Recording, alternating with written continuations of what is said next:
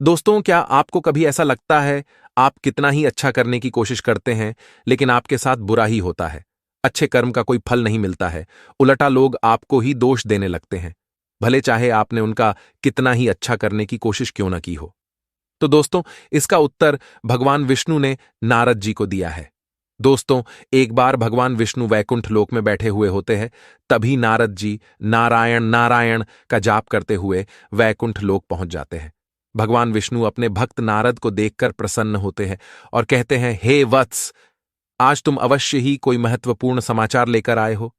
नारद जी कहते हैं, हे प्रभु, आप तो सर्वज्ञाता है, आपसे क्या छिपा हुआ है? आप तो सब कुछ पहले से ही जानते हैं।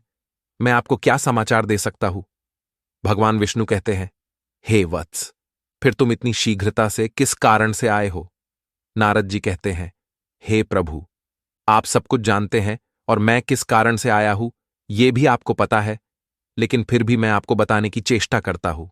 हे प्रभु, मैं आपके पास यह जानने के लिए आया हूं कि मनुष्य अच्छे कर्म करने के बाद भी दुखी क्यों रहते हैं।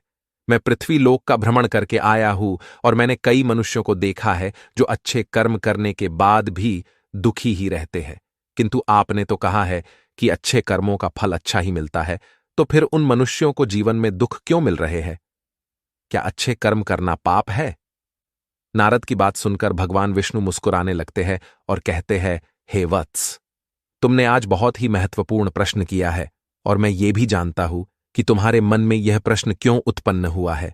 मैं तुम्हारी इस शंका का समाधान अवश्य करूंगा। इस प्रश्न का उत्तर बताने से पहले मैं तुम्हें एक कथा सुनाता हूं। इस कथा को तुम ध्यान से सुनना, तुम्हें तुम्हारे सभी प्रश्नों के उत्तर मिल जाएंगे। नारद जी कहते हैं, हे प्रभु, मैं इस महान कथा को ध्यान से अवश्य सुनूंगा। मेरा यह सौभाग्य है कि आपके मुख से यह कथा मुझे सुनने को मिल रही है। फिर भगवान विष्णु नारद जी को वह कथा सुनाने लगते हैं। हे वत्स, एक समय की बात है, मध्य देश में एक अत्यंत शोभायमान नगरी थी। उस नगरी में एक किसान रहता था। किसान के पास बहुत सारी गायें, बैल और बहुत सारी जमीन थी। किसान नित्य खेत में काम करता था और अपने परिवार का पालन पोषण करता था। उस किसान के पास किसी चीज की कोई कमी नहीं थी। उसके घर में धन धान्य सब कुछ था। उस किसान की 3 संतानें भी थीं जिनसे वह बहुत अधिक प्रेम करता था। किसान ने अपनी संतानों के लिए बहुत सारा धन और संपत्ति इकट्ठा करके रखी थी ताकि उसकी संतानों को कभी दुख ना झेलना पड़े। किसान अपने बेटों से बहुत प्रेम करता था। वह हमेशा उनका ख्याल रखता था। जो चाहिए वह अपने पुत्रों को देता था। उसने अपने संतानों को पढ़ाया लिखाया, जो चाहिए वह किया। फिर जवान होने पर उसने तीनों लड़कों का विवाह भी कर दिया। लेकिन किसान अपने बेटों को कभी कोई काम करने नहीं देता था। उस किसान को हमेशा डर लगा रहता था कि अगर उसके बेटे खेत में काम करेंगे तो बीमार पड़ जाएंगे।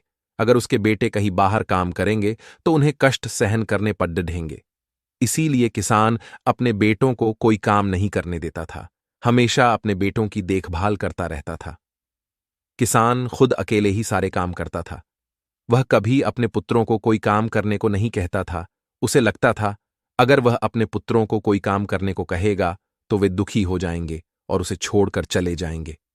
क्योंकि बचपन से ही किसान ने अपने बेटों को बड़े लाड प्यार से पाला था, हमेशा उनके भले के बारे में ही सोचता था। उसके मन में अपने बच्चों के लिए प्रेम था, लेकिन वह किसान नहीं जानता था कि वह कितनी बड़ी भूल कर रहा है। उसे लगता था कि अगर उसके बच्चे काम करेंगे तो वे सभी बीमार पड़कर मर जाएंगे। इसी डर से उसने अपने बेटों को कभी कोई काम करने नहीं दिया और खुद अकेले ही सारा काम करने लगता था। किसान के लाड़ प्यार के कारण उसके तीनों लड़के अब निकम्मे हो चुके थे। उन्हें कोई भी काम नहीं आता था और व्यावहारिक ज्ञान भी नहीं था कि लोगों के साथ कैसे व्यवहार करना चाहिए।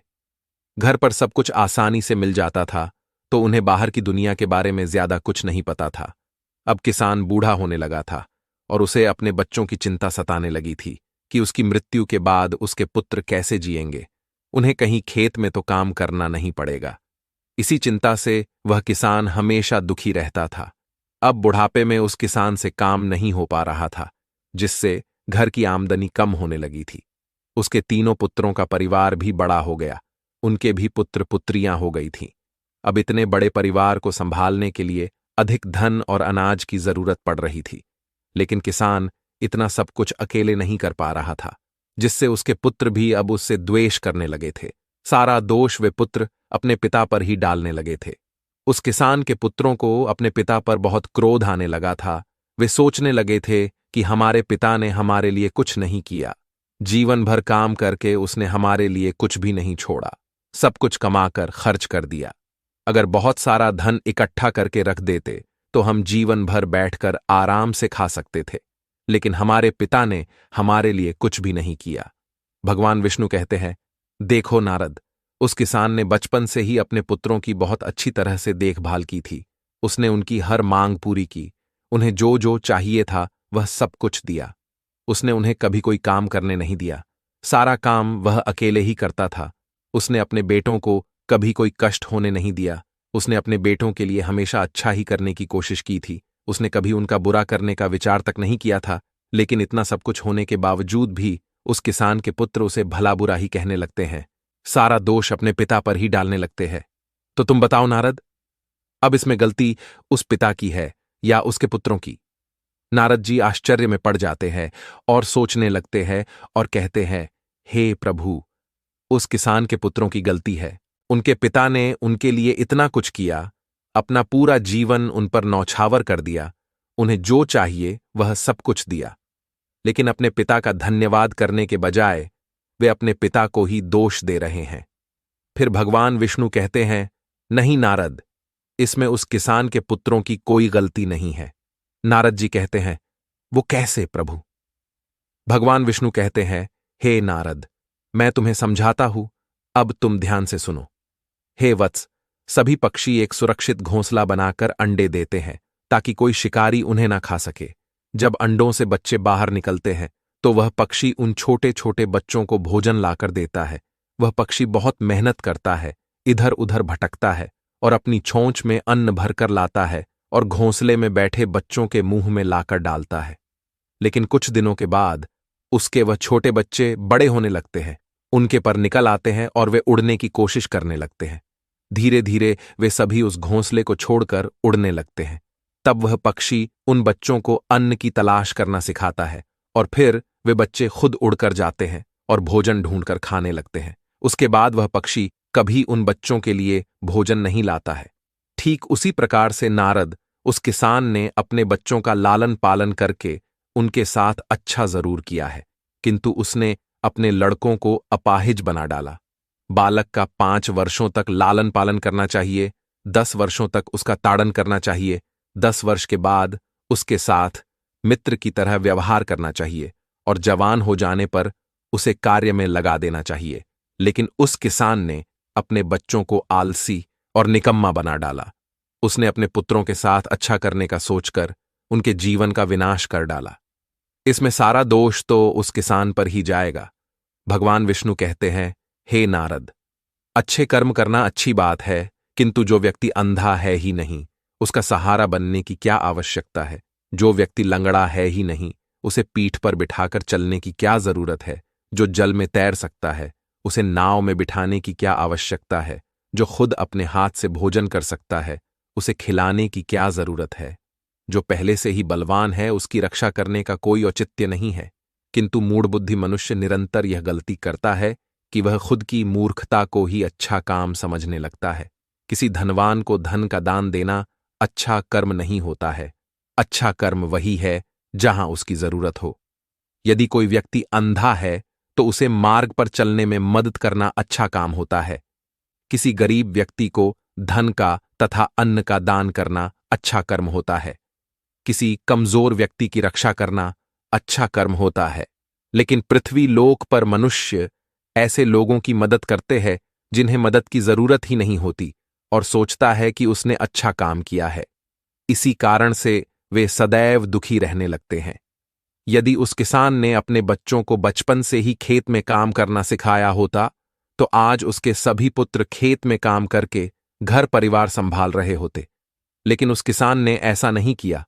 उसे लगा अगर वह अपने बच्चों को कोई भी काम करने नहीं देगा, उन्हें कभी कोई कष्ट नहीं देगा, तो बुढ़ापे में उसके पुत्र उसे महान पिता कहेंगे, अपने पिता की प्रशंसा करेंगे कि हमारे पिता ने हमें बड़े प्यार से पाला है, हमें कभी किसी चीज की कमी होने नहीं दी। जो मनुष्य दूसरों से प्रशंसा पाने के लिए अच्छे कर्म करता है तो उसे उस अच्छे कर्म का कोई फल नहीं मिलता।